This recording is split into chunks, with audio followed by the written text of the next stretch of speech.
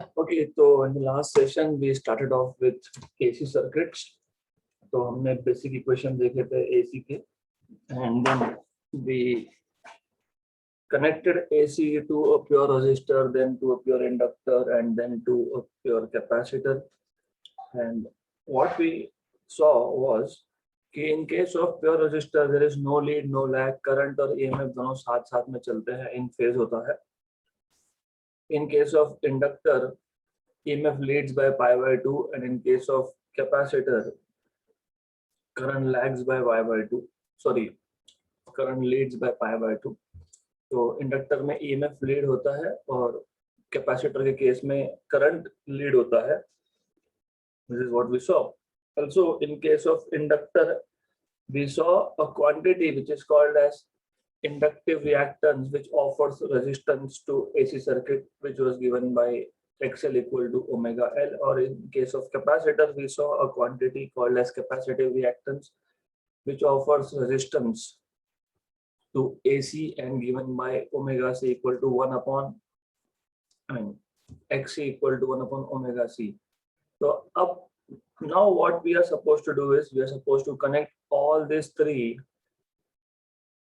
in series to source of alternating EMF. So you can connect AC. So there is an AC circuit which contains all three components containing resistance, inductance, and capacitance in series. Inductance and capacitance in series. Okay. इसको आप series LCR circuit भी बोलते हो. This is called a series inductor capacitor resistor circuit. So series LCR. So as the topic says, बहुत easy चीज है ये, क्योंकि you now have inductor, capacitor and resistor in series connected to a source of alternating voltage E equal to E0 sine omega t. Then you have a key, and then it is like this. So now the first question is, यहाँ पे EMF lead करेगा या current lead करेगा? It depends on the values of capacitor and inductor basically. क्योंकि capacitor और inductor के values control करेंगे values of XL and XC, और XL एंड XC की वैल्यूज कंट्रोल करेंगे values of EMF E across L across capacitor. तो आपको पता है जब आप तीन कंपोनेंट्स को सीरीज में लगाते हो तो potential drop is different across each. तो across capacitor it is EL, across inductor it is EL, across capacitor it is EC, and across resistor it is ER. And current through each of this is same, क्योंकि series में जब components होते हैं तो current same होता है. This is what you should know. So you know what is current. Current is basically just I in this case. Now इसको solve करना है मतलब एज आई टोल्ड यू हमको ये देखना है कि कौन लीड हो रहा है कौन लैग हो रहा है. तो सबसे पहले I will derive whatever formulas are required under specific assumption. तो सबसे पहले इसका फेजर डायग्राम देखना जरूरी है. आपको याद होगा मैंने लास्ट सेशन में और नॉर्मल रेगुलर लेक्चर्स में भी बताया था कि व्हाट वी डू इज हम हमेशा करंट की डायरेक्शन या फिर ER potential drop across resistance इसको x एक्सिस पे फिक्स करते हैं. यही डायरेक्शन करंट का है और यही डायरेक्शन आपका ER का है, क्योंकि in case of pure resistor there is no lead no lag, current और EMF they are in phase. हमेशा याद रखना ये. EL जो होता है दैट इज मतलब इन case of inductor EMF leads by pi by 2. तो इसलिए हम EMF को एंटी क्लॉकवाइज में पाई बाय 2 से आगे दिखाते हैं. In case of capacitor EC lags current by pi by 2, इसलिए हम इसको एंटी क्लॉकवाइज में हम लोग इसको आगे दिखाते हैं, तो एंटी क्लॉकवाइज में पीछे हो गया ये। So that's the whole idea. तो ये है ई एल, ये है E C. The idea here is very simple. देखो मैंने पहले ही बताया कि हम ये जो भी इक्वेशन है under some specific condition solve करने वाले हैं। What is that condition? Condition ये है that here EL is greater than EC। हम ये मान के चल रहे हैं यहाँ पे कि पोटेंशियल ड्रॉप या फिर EMF across inductor is greater then capacitor. मैं वापस रिपीट करता हूँ। इन शॉर्ट, हमने तीनों कंपोनेंट एक साथ AC को लगा दिए। पहले क्या हो रहा था? पहले ये था कि जब आपने प्योर रजिस्टर के अक्रॉस लगाया था तो करंट और EMF में कोई लीड लैग नहीं था, इन फेज थे। तो which you can see from here, X axis current और ER सेम एक्सिस होने का मतलब है in case of resistor there is no lead no lag, so EMF and current are in phase. जब आपने इंडक्टर लगाया था AC को, तो इंडक्टर के केस में EMF leads by pi by 2, और जब आपने कैपेसिटर लगाया था तो कैपेसिटर के केस में EMF lags by pi by 2। तो ये सिचुएशन हमने अलग अलग तीन डायग्राम ड्रॉ किए थे, तीनों को कंबाइन कर दिया है। नाउ टू सॉल्व दिस हमें कुछ कंडीशंस अज्यूम करके चलना पड़ता है। आप ऐसा मान के चल सकते हो कि EMF across inductor is greater then across capacitor, या उल्टा भी असम्पशन ले सकते हो, आपके ऊपर है। You can even take EC greater than EL। सिर्फ उस केस में EC वेक्टर बड़ा दिखाना पड़ेगा कंपेयर टू EL, तो वैसा भी होता है, but I will take this case. तो फर्स्ट ऑफ ऑल, जब EL ग्रेटर देन EC है और EL और EC वेक्टर्स दोनों अपोजिटली डायरेक्टेड वेक्टर्स है, तो सब्ट्रैक्शन होगा। सब्ट्रैक्शन होगा तो रिजल्टेंट जाएगा in the direction of EL। तो ये आ गया आपका EL minus EC। So this vector here EL minus EC। Now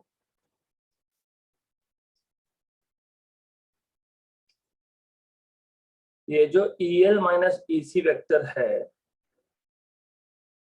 here, this is EL minus EC vector, और ये ER वेक्टर है। अब ये दोनों vector perpendicular to each other है। अब इनका रिजल्टेंट देखेंगे। तो पहले हमने सिर्फ EL और EC का रिजल्टेंट देखा, अब हम लोग EL माइनस EC और ER का रिजल्टेंट देखेंगे। तो in this case you get final vector as along the diagonal, क्योंकि आपको पता है, you know, for if two vectors are perpendicular to each other then the resultant goes in the direction of diagonal। तो ये है आपका final EMF E, और ये जो EMF E है, whatever angle it makes with respect to x-axis is called as phi, which is phase difference। and just a minute, थोड़ा मुझे वेक्टर को बड़ा करने दो, like this, good, okay। and ये जो साइड है, this is also EL minus EC, क्योंकि ये पैरेलल साइड है तो सेम ही होता है। This was E, this is phi, and this is of course ER, okay। then from Ohm's law what we know is ER मतलब V equal to IR, तो E equal to IR। EL मतलब potential drop या फिर EMF across inductance is I, क्योंकि current तीनों में से same था, भूलना नहीं है, तीनों सीरीज में है, करंट सेम होगा। I into XL because XL was resistance offered by inductor to alternating current, इसको हमने इंडक्टिव रिएक्टेंस हुआ था। और EC is IXC, therefore आपको मिल जाएगा from graph you can have tan phi is opposite side upon adjacent side, मतलब ये आपको मिल जाएगा IXL minus IXC upon IR। तो आपको मिल जाएगा tan phi equal to I common निकाल के cancel out, XL minus XC by R। Right, correct. तो यूजिंग दिस आप और एक ट्रायंगल बना सकते हो जिसको इम्पेडेंस ट्रायंगल बोलेंगे, that we will see in a while. तो सबसे पहले what we have done is हमने यूजिंग ओम्स लॉ ER को IR लिख लिया, EL को IXL लिख लिया, EC को IXC लिख लिया। फिर हमने ग्राफ से from graph we have taken tan phi, that is opposite side upon adjacent side, and we have solved this. And of course if you see this is a right angle triangle, ये right angle triangle है। तो right angle triangle में क्या होता है, ये hypotenuse है E, तो you can use E square equal to EL minus EC square plus ER square. So this is what you can do. Then you can write this as E square equal to, well by the way again using Ohm's law, आपको पता है V is equal to IR होता है, तो E equal to IZ आएगा, where Z को हम बोलेंगे impedance. Impedance is nothing but total resistance offered to the current due to resistor, due to capacitor, due to inductor. Okay, तो हम इसको लिख देंगे I square Z square equal to EL था आपके पास IXL और EC था IXC square plus I square R square. तो I square Z square equal to I square XL minus XC square plus I square R square.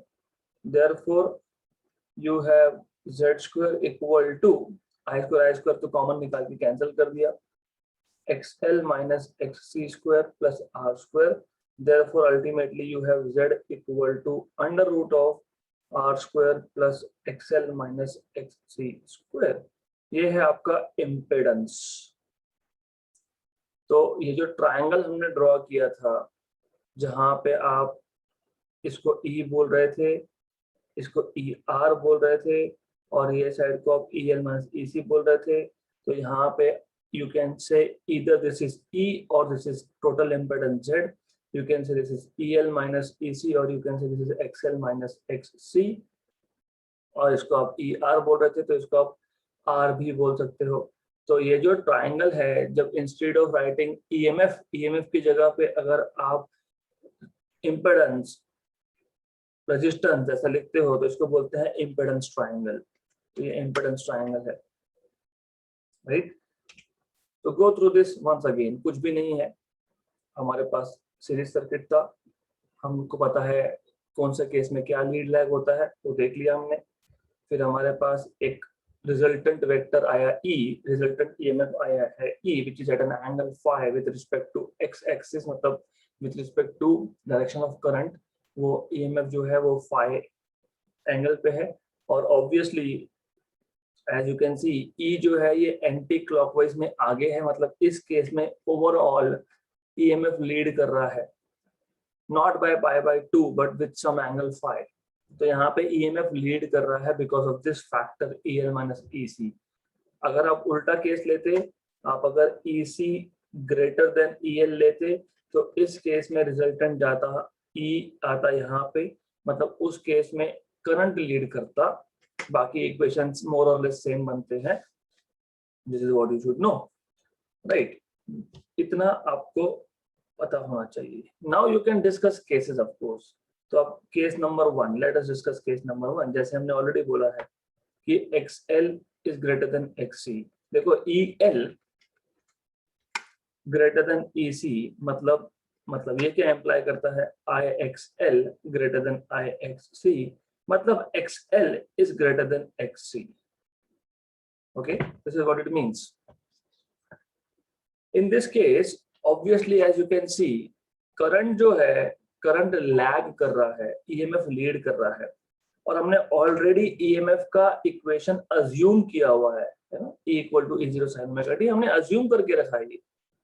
तो अब हमको, हमारे पास ऑप्शन क्या है, ऑप्शन है सिर्फ करंट का इक्वेशन लिख सकते हो, क्योंकि EMF का इक्वेशन आपने स्टार्टिंग में ही बोल दिया कि E इक्वल टू E0 साइन ओमेगा टी है। तो यहाँ पे आप बोल सकते हो therefore in this case I equal to I0 sine of omega t minus phi. क्यों? क्योंकि करंट लैग करेगा overall, you can see from diagram, इसलिए ऐसा आएगा, राइट।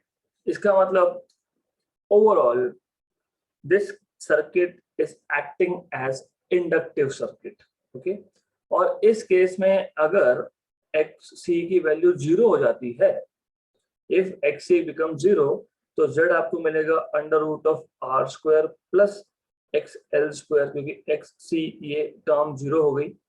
ओके, तो you will get resistance as R square plus xl square, मतलब impedance, total impedance as R square plus xl square, right. तो this is what you should know. Then in case number 2,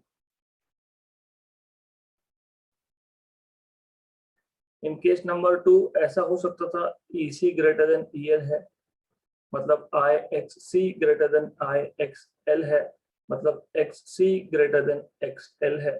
तो obviously ऐसे case में EMF या impedance यहाँ नीचे आता, which means कि करंट लीड करता. देयरफॉर आप करंट लिखते I equal to I0 sine of omega t plus phi, क्योंकि प्लस साइन का मतलब होता है कि करंट आगे चल रहा है compare to EMF.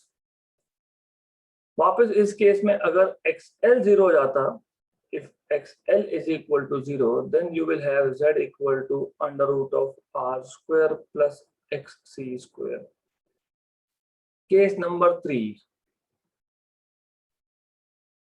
EL equal to EC, मतलब IXL equal to IXC, मतलब XL equal to XC. In this case, no lead, no lag. तो I equal to I0 sin omega t, क्योंकि फेज डिफरेंस है ही नहीं, तो R basically Z आपको मिल जाएगा just R square that is equal to R. क्यों? क्योंकि XL और XC इक्वल होना मतलब ये फैक्टर ही 0 हो गया. Okay, so you should understand that. Okay, this factor goes to 0. तो ऐसे केसेस में हम इसको बोलते हैं रेजोनेंस, सीरीज रेजोनेंस. इसको बोलते हैं resonant circuit and the concept is called as series resonance. So this is series resonance. और जो सर्किट है उसको बोलते हैं हम लोग रेजोनेंट सर्किट, राइट. तो सिंस मैंने यहाँ पे मेंशन किया ही है कि व्हाट इज सीरीज रेजोनेंस, तो let us talk about resonant circuit first, फिर बाकी का टॉपिक आखिरी में डिस्कस कर लेंगे. तो let us talk about resonant circuits.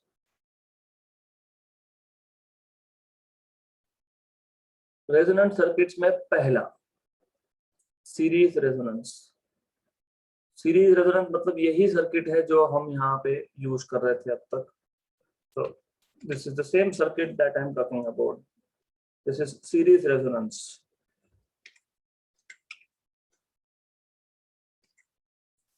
तो पहले तो रेजोनेंस का आइडिया क्या है वो समझ लो. अगर आपने इक्वेशंस पे ध्यान दिया होगा, well over here E is equal to IZ. इसका मतलब I is equal to E by Z, और Z क्या है आपको ऑलरेडी पता है, R square plus XL minus XC square. तो मैं एक काम करता हूँ, मैं यहाँ लिख ही देता हूँ. We know that E is equal to I by Z and Z is equal to, तो या तो आप हमको I का लिखना है, sorry for this, I equal to E by Z है वो, V is equal to IR, तो I equal to V by R. ठीक है, तो E by Z, Z is R square plus XL minus XC, XL minus XC का square. But XL क्या था? XL था ओमेगा L और XC क्या था? ओमेगा C का स्क्वायर. और ओमेगा किस पे डिपेंड करता है? फ्रीक्वेंसी पे, लीनियर फ्रीक्वेंसी पे. तो I equal to E upon under root of R square plus 2 pi frequency L minus 1 upon 2 pi frequency C का स्क्वायर, राइट. तो what do we notice from here? जैसे जैसे हम फ्रीक्वेंसी चेंज करेंगे, input frequency कहाँ से आ रही है? ये ओमेगा है यहाँ पे. तो ये हम कंट्रोल कर सकते हैं. तो यहाँ पे भी ओमेगा है, तो हम कंट्रोल कर सकते हैं।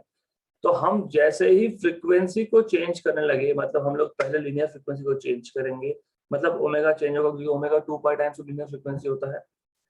तो लीनियर फ्रीक्वेंसी चेंज करना मतलब ओमेगा चेंज करना, ओमेगा चेंज करना मतलब इम्पीडेंस चेंज करना, इम्पीडेंस चेंज करना मतलब करंट चेंज करना। So look at this relation, है ना। आपने लीनियर फ्रीक्वेंसी वेरी की, मतलब आपने ओमेगा वेरी किया, ओमेगा वेरी होने का मतलब होता है जेड वेरी होना, जेड वेरी होने का मतलब होता है आई वेरी होना। नाउ व्हाट हैपेंस इज, जब आप फ्रीक्वेंसी चेंज कर रहे हो तो उस केस में ऐसा हो सकता है कि इम्पेडेंस की वैल्यू मैक्सिमम हो या मिनिमम हो।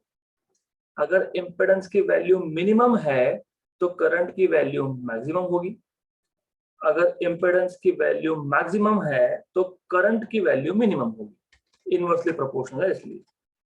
तो जब किसी सर्किट में इम्पेडेंस की वैल्यू मिनिमम या मैक्सिमम होती है, करंट की वैल्यू रिस्पेक्टिवली मैक्सिमम या मिनिमम होती है, तो such circuits are called as resonant circuit.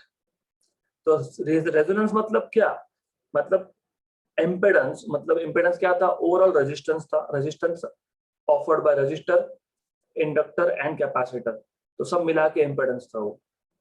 तो इम्पेडेंस मिनिमम हो गया तो करंट मैक्सिमम, इम्पेडेंस मैक्सिमम हो गया तो करंट मिनिमम, इस कंडीशन को बोलते हैं रेजोनेंस। ओके, तो दो टाइप के रेजोनेंस, सीरीज रेजोनेंस और पैरेलल रेजोनेंस। हम लोग सीरीज रेजोनेंस की बात कर रहे हैं यहाँ पे। तो इन case of this series resonance, if it happens कि XL और XC इक्वल हो गए, मतलब ओमेगा एल और 1 अपॉन ओमेगा सी इक्वल हो गए, मतलब ये टर्म गया यहां से। इसका मतलब in short what you can say is impedance equal to root of r square, मतलब impedance equal to r. This is the condition for minimum impedance, क्योंकि ये जो एक सेकेंड टर्म था ये जीरो ही हो गया, तो इम्पेडेंस मिनिमम हो गया, मैक्सिमम नहीं है, ये मिनिमम है। ओके, तो in this case impedance Z is minimum, which means current is maximum. Current is maximum. तो अगर आप इसका ग्राफ देखोगे, graph of what, graph of frequency with current, तो क्या होगा, जैसे जैसे मैं फ्रीक्वेंसी बढ़ा रहा हूं वैसे वैसे करंट बढ़ रहा है, एक मैक्सिमम वैल्यू आएगी फिर करंट कम हो जाएगा। Why? Because of equation. What was the equation?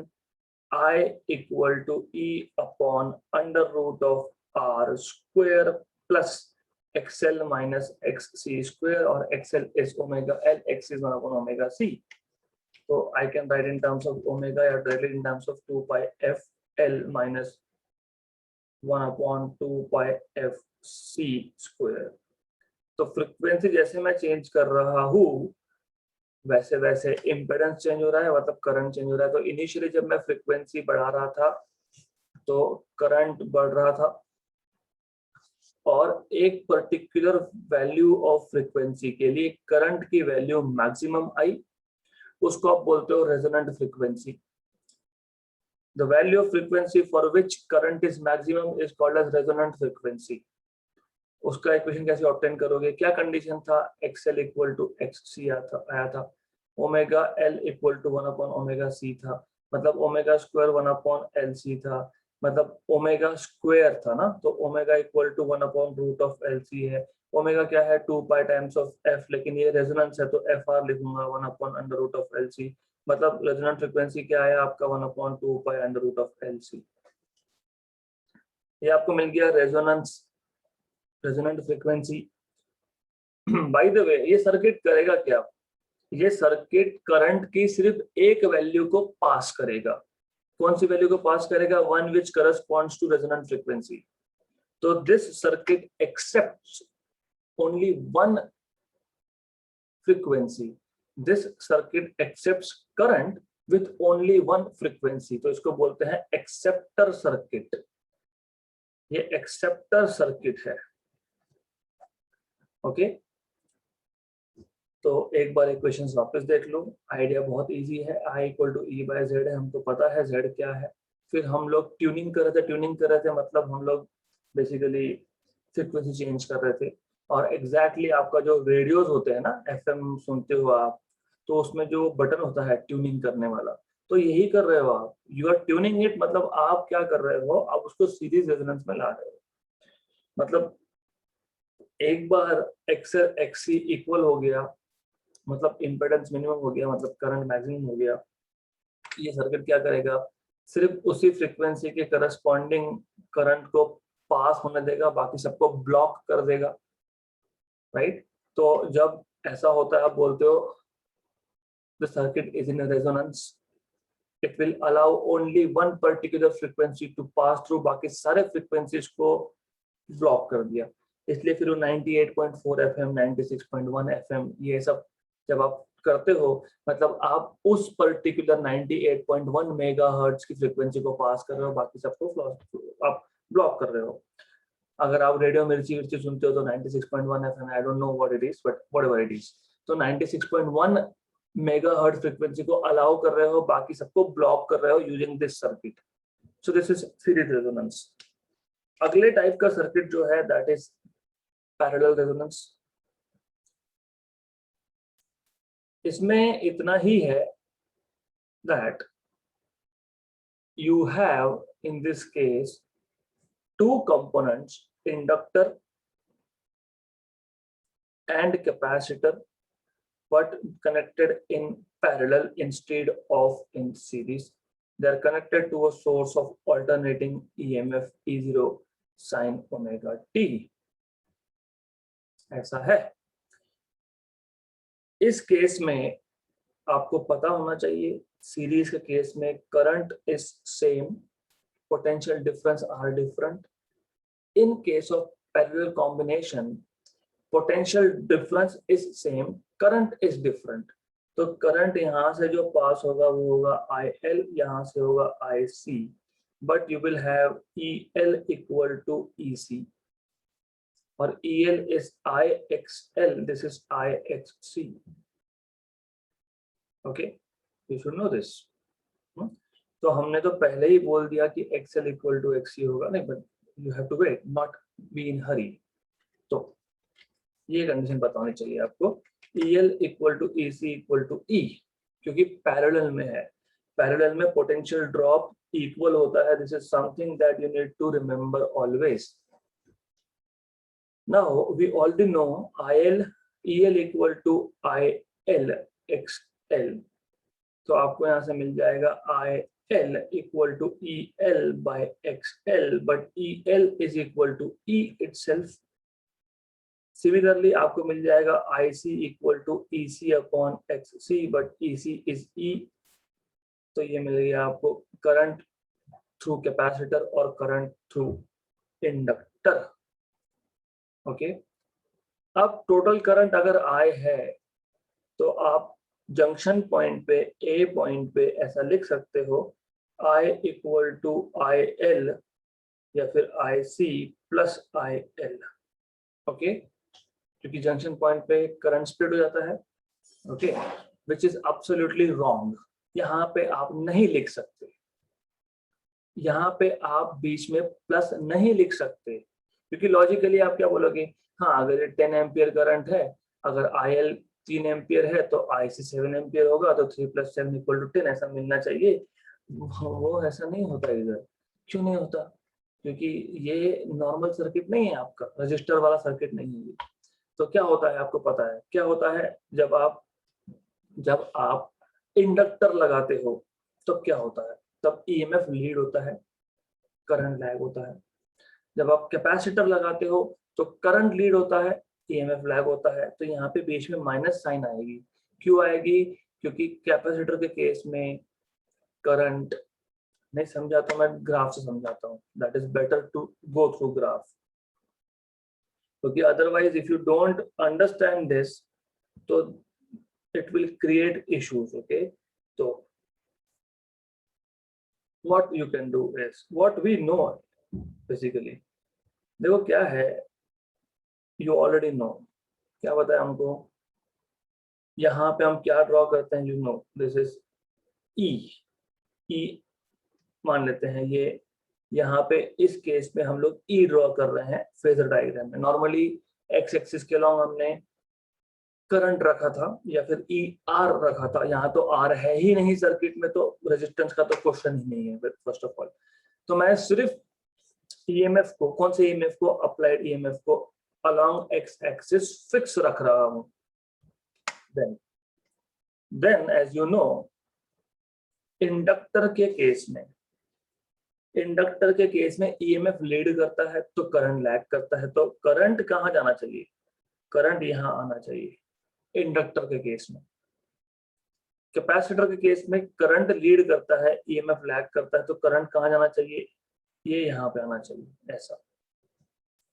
तो as you see from diagram, this is IC, this is IL, दोनों का जो रिजल्टेंट होगा, resultant of both will be somewhere over here, ये ऊपर के डायरेक्शन में यहाँ पे होगा। सो इट इज मोर और लेस ओवर हियर।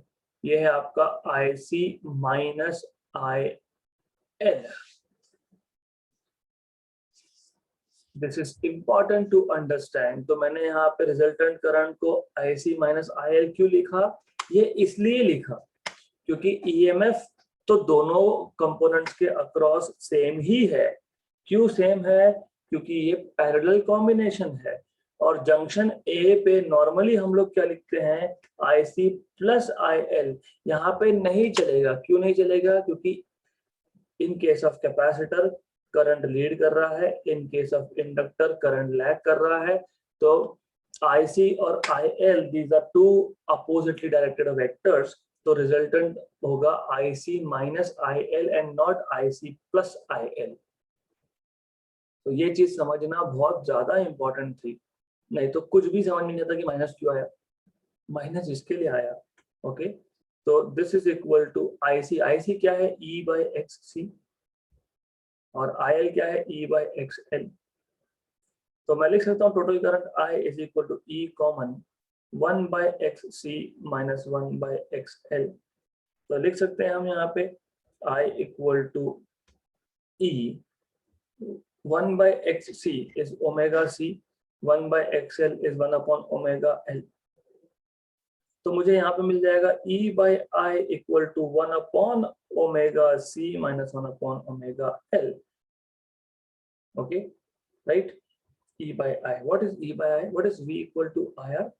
तो V by I क्या आता है, R आता है ना, मतलब ये बेसिकली इम्पिडेंस है, this is basically impedance, right. पिछला केस सीरीज रेजोनेंस का केस, इम्पिडेंस क्या था, इम्पिडेंस मिनिमम था, मतलब करंट क्या था, मैक्सिमम था, है ना। इम्पिडेंस मिनिमम था कि नहीं, इम्पिडेंस मिनिमम था ना यहाँ पे, क्योंकि आपने XL और XC को इक्वल बोल दिया, तो Z इक्वल टू आपके पास R आ गया, मतलब मिनिमम आ गया। अब कंपेयर दिस केस, यहाँ पे इम्पिडेंस आपके पास क्या आया है, इम्पिडेंस Z आपके पास आया है 1 upon omega C minus 1 upon omega L। Now for Z to be maximum, ये याद रखना, सीरीज रेजोनेंस में Z मिनिमम होता है, करंट मैक्सिमम होता है, पैरेलल रेजोनेंस में Z मैक्सिमम होता है, करंट मिनिमम होता है। तो for Z to be maximum, Z maximum कब होगा, जब डिनोमिनेटर मिनिमम होगा, मतलब डिनोमिनेटर 0 होगा मान लो, है ना।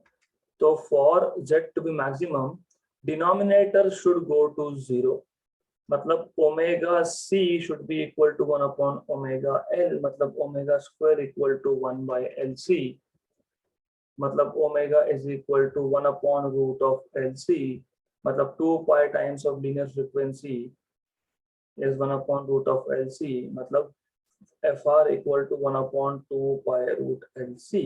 तो यहाँ पे भी रेजोनेंट फ्रीक्वेंसी का फॉर्मूला मोर और लेस सेम है, सिर्फ यहाँ पे कंपोनेंट्स पैरेलल में है। अब होगा क्या, यहाँ पे Z मैक्सिमम है तो करंट मिनिमम होगा। तो जब आप ग्राफ प्लॉट करते हो इसका of course frequency against current का। तो होगा क्या, जैसे जैसे फ्रीक्वेंसी बढ़ेगी वैसे वैसे करंट कम होगा, करंट एक मिनिमम वैल्यू पे आएगा और फिर बढ़ जाएगा। तो ये जो मिनिमम वैल्यू ऑफ करंट है ये होता है रेजोनेंस पे, पैरेलल रेजोनेंस पे, राइट। मतलब बेसिकली होता क्या है, बेसिकली होता ये है कि ये जो सर्किट है, कौन सा सर्किट, पैरेलल रेजोनेंस सर्किट, ये सिर्फ एक फ्रीक्वेंसी को ब्लॉक करता है, रिजेक्ट करता है।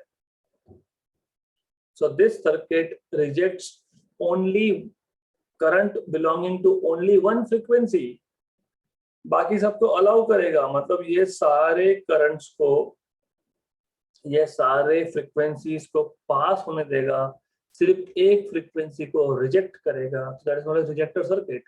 पिछला केस क्या था, पिछला केस सिर्फ एक पर्टिकुलर फ्रीक्वेंसी को परमिट कर रहा था, बाकी सबको ब्लॉक कर रहा था। ये क्या कर रहा है, एक को रिजेक्ट कर रहा है, बाकी सबको अलाउ कर रहा है, पास में दे रहा है। तो इसको बोलते हैं रिजेक्टर सर्किट। तो पैरेलल रेजोनेंस मतलब रिजेक्टर सर्किट है, only one frequency is rejected, तो resonant frequency is rejected, not allowed to pass through. And series resonance is acceptor circuit which accept only one frequency and blocks all other frequencies. तो ऐसा derivation आप इसका कर सकते हो। Okay, now there is something called as, last topic by the way, LC oscillations. And then there is one doubt from one of the students, तो वो ले लेंगे आज। तो LC oscillations, मान लो मेरे पास एक सर्किट है with capacitor C and inductor. Okay, so let me just draw little widely, एक minute, because I need to do it in a proper way.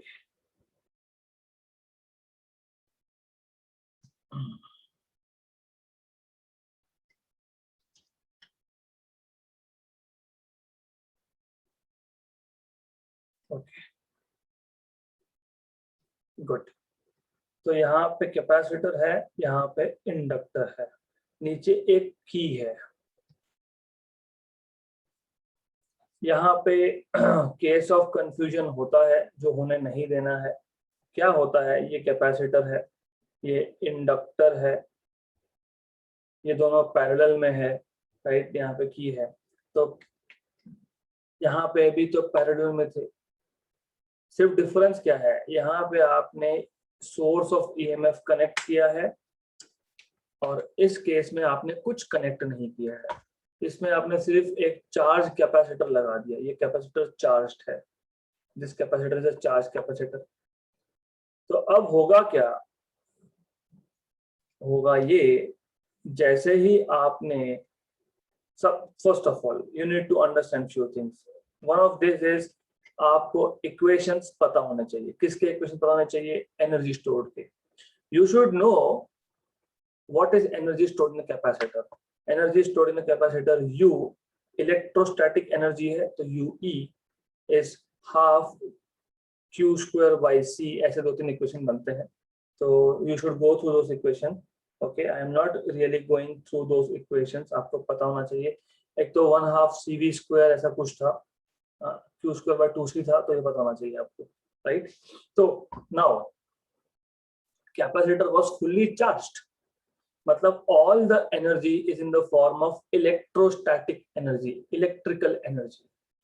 जैसे ही मैंने की को, ये जो की है इसको जैसे ही क्लोज किया, तो capacitor starts discharging by circulating a current I. Okay, let us say current I। तो जैसे ही करंट यहाँ पे बढ़ेगा, remember concept of electromagnetic induction, जैसे ही करंट बढ़ेगा वैसे यहाँ पे फ्लक्स जनरेट होना स्टार्ट होगा। तो जब यहाँ पे इस केस में करंट I था, तो part of electrostatic energy, part बोल रहा हूं क्योंकि कैपेसिटर कंप्लीटली डिस्चार्ज नहीं हुआ है, पार्शियली डिस्चार्ज हुआ है, तो electrostatic energy partially magnetic energy, मतलब इलेक्ट्रिक फील्ड का एनर्जी पार्शियली मैग्नेटिक फील्ड की एनर्जी में कन्वर्ट हो गया है। और आपको पता है this is given by UB equal to half LI²। तो जब करंट I है तब मैग्नेटिक फील्ड का एनर्जी हाफ LI² है। फिर एक सिचुएशन ऐसा आएगा जहां पे कैपेसिटर जो है कंप्लीटली डिस्चार्ज हो गया है, there is nothing left in capacitor. तो उस केस में सारा का सारा इलेक्ट्रोस्टैटिक एनर्जी जो है वो मैग्नेटिक फील्ड में कन्वर्ट हो चुका है, इसलिए मैग्नेटिक फ्लक्स भी बढ़ गया। तो magnetic flux has increased compare to the first case. तो इस केस में जो करंट है वो मैक्सिमम करंट I0 होगा, मतलब इस केस में magnetic field energy is half LI0²। पहले क्या था, सिर्फ इलेक्ट्रिक फील्ड में एनर्जी था Q²/2C। जैसे की को क्लोज किया, कैपेसिटर ने डिस्चार्ज होना स्टार्ट किया, डिस्चार्ज होना मतलब करंट सर्कुलेट करना स्टार्ट किया। At some instant of time current was I, तो part of electrical energy is converted to magnetic field energy and that is given by half LI²। After some time capacitor is completely discharge, तो सारा का सारा energy electric field का energy magnetic field में convert हो चुका है, given by half LI0²। Now what happens, electromagnetic induction. जब ये मैग्नेटिक फ्लक्स डेवलप हो रहा था, मतलब मैग्नेटिक फ्लक्स चेंज हो रहा था विद टाइम, तो ये फ्लक्स खुद कॉइल के साथ लिंक्ड है। And you know whenever flux linked with coil changes, EMF is induced, current is induced, that current is opposite in direction to the original current। मतलब जब ये मैग्नेटिक फील्ड डेवलप हो रहा था तो एक बैक EMF या फिर बैक करंट या फिर इंड्यूस करंट डेवलप हो रहा था, I इंड्यूस। ये इंड्यूस करंट क्या करेगा, ये मैग्नेटिक फील्ड को, मैग्नेटिक फ्लक्स को बनने से रोकेगा। बन गया है तो उसको वापस से खाली करने का काम करेगा। मतलब after some time you will have this situation again, क्योंकि because of the back EMF वापस से मैग्नेटिक फील्ड जो है वो जीरो हो चुका है, और क्योंकि करंट रिवर्स डायरेक्शन में था तो कैपेसिटर का वापस चार्जिंग हो चुका है। मतलब यहाँ पे वापस अब only electrostatic energy is available. तो ऐसा चलता रहेगा, इलेक्ट्रिक फील्ड एनर्जी का कन्वर्जन मैग्नेटिक फील्ड एनर्जी में, मैग्नेटिक फील्ड एनर्जी का कन्वर्जन इलेक्ट्रिक फील्ड में, वापस मैग्नेटिक फील्ड में, वापस इलेक्ट्रिक फील्ड में। ये इसको बोलते हैं oscillation. Electric field magnetic field, electric field magnetic field. लेकिन किसकी वजह से हुआ, ये L और C की वजह से हुआ, कैपेसिटर और इंडक्टर की वजह से हुआ, इसलिए इसको बोलते हैं LC ऑसिलेशंस। तो LC ऑसिलेशन में सिर्फ इतना ही याद रखना है कि आप एक्सटर्नल बैटरी कनेक्ट नहीं कर रहे हो, आपने एक कंप्लीटली चार्ज्ड कैपेसिटर को लगा दिया इन पैरेलल विथ इंडक्टर, और ये LC ऑसिलेशन होते रहे फिर। So that's it, we are done with this chapter, except for एक जो डाउट था आपका। डाउट ये था कि हमने कल RMS का कॉन्सेप्ट सीखा है, what is RMS current. Okay, तो मैंने आपको बताया था कि RMS का मतलब क्या होता है। प्रॉब्लम ये था हमारा कि हम लोग RMS वैल्यूज डायरेक्टली मेजर नहीं कर सकते। क्यों नहीं कर सकते, एक जो भी डिवाइस आप यूज करते हो, एमीटर होगा, वोल्ट मीटर होगा, जो भी होगा, वो कभी भी आपको एवरेज वैल्यू देता है, वो आपको इंस्टेंटेनियस नहीं देता। और यहाँ पे तो ऊपर से I equal to I0 sine omega t ऐसा कुछ आता है, मतलब करंट का वेव फॉर्म ऐसा है। तो करंट खुद ही हर इंस्टेंट पे चेंज हो रहा है, तो डिवाइस क्या करेगा फिर, डिवाइस तो फ्लक्चुएटिंग दिखाते रहेगा। डिवाइस क्या बताएगा, 0 1, मतलब अगर मैक्सिमम करंट 1 है तो फिर 0, फिर -1, फिर 0, फिर 1। तो इसलिए प्रॉब्लम ये है कि हम लोग, because this current is a sine wave, it goes through positive cycle, negative cycle, positive cycle, negative cycle, you cannot measure this directly। तो हम लोग ऐसा एक क्वांटिटी यूज करते हैं मेजर करने के लिए जो डायरेक्शन इंडिपेंडेंट हो। तो डायरेक्शन इंडिपेंडेंट क्या है, हीट जनरेटेड, हीट का इक्वेशन क्या है, I square R, of course I square R T. Okay, तो ये है इक्वेशन ऑफ हीट जनरेटेड। अब आपके बुक में एक इंटीग्रल दिया है टेक्स्ट बुक में, जो हीट जनरेटेड का इक्वेशन आपको बताता है। दो चीजें हैं, एक तो इक्वेशन गलत है, दूसरा स्टेप्स बहुत सारे स्किप किए हैं, इसलिए समझ में नहीं आता कि इक्वेशन कहाँ से आया। तो I will do the integral for you and I know that is where you are facing problem, क्योंकि पहले भी आपने मुझे एक बार बोला था कि इंटीग्रल नहीं आ रहा है। सो द थिंग इज, जब आप एक सर्किट में से करंट, कौन सा करंट, ये करंट, अल्टरनेटिंग करंट पास करते हो, तो हीट जनरेट का इक्वेशन क्या होता है, मैंने अभी लिखा था I square R T. I want to see what is the heat generated in small period of time dt. So for small time period, heat generated is also small I square r dt, right? dt is small interval of time, small interval of time में small current pass होगा, तो उसमें heat generation भी small होगा. And what you know is, what is I? I is I0 sin omega t उसका square r dt. हमें क्या करना है, हमें फाइंड करना है what is the amount of heat generated over one cycle. याद रखो, हम यहाँ पे मीन वैल्यू की बात नहीं कर रहे हैं, क्योंकि मीन वैल्यू पे आप जब मीन एवरेज कैलकुलेट करते हो तो आप हाफ साइकिल पे कैलकुलेट करते हो, लेकिन जब आप यहाँ पे आरएमएस की वैल्यू की बात करते हो या फिर हीट जनरेटेड की बात करते हो, तो आप एक कंप्लीट साइकिल की बात करते हो। तो ये डिफरेंस है। एवरेज या मीन वैल्यू जब एसी में बात होगी, उस केस में हाफ साइकिल, क्योंकि फुल साइकिल पे एवरेज जीरो होता है, ये हाफ साइकिल पॉजिटिव है, ये हाफ साइकिल नेगेटिव है, तो मैं अगर एवरेज करूंगा तो जीरो ही मिलने वाला है ना मुझे, जहां से स्टार्ट हुआ था वहीं पे आ जाएंगे वापस से। लेकिन जब आप आरएमएस की बात करते हो तो आप कंप्लीट साइकिल की बात करते हो। तो कल ही मैंने बताया था कि कंटिन्यूअसली वेरिंग फंक्शंस के लिए एवरेज निकाला कैसे जाता है। तो टोटल हीट जनरेटेड, या फिर बोल सकते हो आरएमएस की बात हो रही है, एवरेज ओवर वन साइकिल होगा। मैं ये बता रहा हूँ वापस से, जब आरएमएस की बात करते हो तो you talk about average over one complete cycle. When you talk about RMS या फिर heat generated, you always take full cycle. okay, क्यों फुल साइकिल? हाफ साइकिल में क्या होगा, करंट सिर्फ यहाँ पे गया, वापस आया ही नहीं, बायडायरेक्शनल करंट है, याद रखना। तो करंट क्या होता है, बायडायरेक्शनल, फ्लक्चुएटिंग बिटवीन पोलैरिटीज। तो हाउ डू टेक एवरेजेस, किसका एवरेज चाहिए, हीट का, तो इंटीग्रेशन किसका एवरेज चाहिए, हीट का, 0 से t, okay, time period t, right. हम पूरे एक पीरियड पे एवरेज ले रहे हैं तो नीचे पूरे पीरियड को भी लिखेंगे, लिखना पड़ेगा, ये डेफिनेशन है। एवरेज कैसे करते हो, मैंने आपको 4 नंबर दे दिए, 2 4 6 8, एवरेज कैसे करोगे, 2 + 6 + 4 + 8, बस खत्म। डिवाइड बाय कुछ नहीं करेंगे, डिवाइड बाय 4 करेंगे तो डिवाइड बाय टाइम करना पड़ेगा, क्योंकि यहाँ पे आप वन साइकिल, वन पीरियड पे आप एवरेज कर रहे हो, तो डिवाइड बाय टाइम करना पड़ेगा, that is very important. Okay, this is average heat generated. ये आ गया आपके पास 0 to time period. What is time period, by the way? You know time period is 2 pi by omega, क्योंकि omega is 2 pi by time period. So 0 to 2 pi by omega.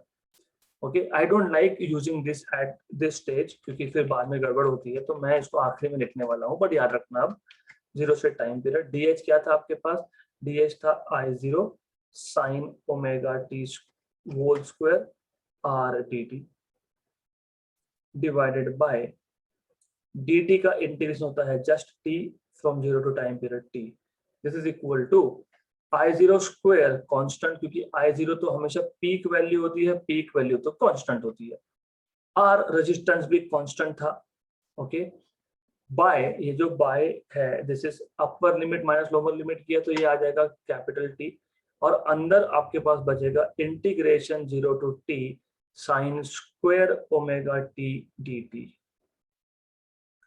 Now up to 12th standard आपको integration में sine या cos raise to n का integral आपने सीखा नहीं है directly, तो यहाँ पे प्रॉपर्टी यूज करनी पड़ती है। तो हम लिखेंगे साइन स्क्वायर ओमेगा टी। आपको याद होगा sine square theta is 1 minus cos 2 theta by 2, तो 1 minus cos 2 theta by 2, okay, which is equal to 1 by 2 minus cos omega t by 2. Of course ऊपर भी 2 है, cos 2 omega t by 2 है, तो ये मैं सब्स्टिट्यूट करूंगा तो मुझे मिलेगा I0 square r by t integration 0 to t 1 by 2 minus cos omega 2 omega t by 2 dt। अब मैं इन दोनों इंटीग्रल्स को सेपरेट कर लूंगा, half constant 0 to 2 t dt, 0 to t dt integration minus half outside 0 to t cos 2 omega t का integration, यह आएगा आपका I0 अपॉन t हाफ, यह आएगा आपका कैपिटल T, क्योंकि dt का integration 0 to t capital T आता है, अभी अभी हमने देखा था यहाँ पे, so we already know this, minus half sine 2 omega t upon 2 0 to t। आंखें बंद करके इसको डायरेक्टली 0 बोल देना, क्यों, साइन वेव है और इंटीग्रेट कहाँ कर रहे हो, कंप्लीट साइकिल पे कर रहे हो। मैंने अभी बताया था कि नहीं, साइन वेव का एक पूरी साइकिल पे इंटीग्रेशन अल्टीमेटली 0 आता है ना, साइन वेव का, साइन स्क्वायर का नहीं, साइन का, ये कंफ्यूजन रहता है। हाँ, फिर इसको 0 क्यों नहीं लिखा, अरे ये स्क्वायर है, दिस इज स्क्वायर, स्क्वायर में क्या होता है, स्क्वायर में ये पॉजिटिव है, नेगेटिव भी पॉजिटिव हो जाता है, तो वो स्क्वायर है, तो स्क्वायर में जब दोनों पॉजिटिव पॉजिटिव हो गए तो कैंसिलेशन कैसे होगा, नहीं हो सकता। लेकिन यहाँ पे नीचे यहाँ पे क्या है, ये साइन है, स्क्वायर नहीं है, तो you should understand basic mathematics. तो यहाँ पे ये जो है ये 0 है, आंखें बंद करो, कैंसिल करो, खत्म, हमको नहीं करना सॉल्व, टाइम पास होता है अपना उसमें। तो this is I0 square r by t और t by 2 कैंसल कैंसल, तो आपको मिल गया I0 by √2 का स्क्वायर, I0 स्क्वायर बाय 2 को मैंने I0 by √2 का स्क्वायर लिखा इनटू r, क्योंकि ये होता है आपका IRMS स्क्वायर। याद है क्या IRMS डिफाइन कैसे किया था हमने, since IRMS was defined as I0 by √2, आ गया क्या, हीट जनरेशन का equation, heat generated is I square r, आ गया, हो गया सॉल्व। तो this is what you should be deriving in that section. वहां पे equation, if I am not wrong, थोड़ा गलत दिया है as far as I have seen, okay. तो that's the end of this chapter, AC circuit खत्म, सो we will stop here.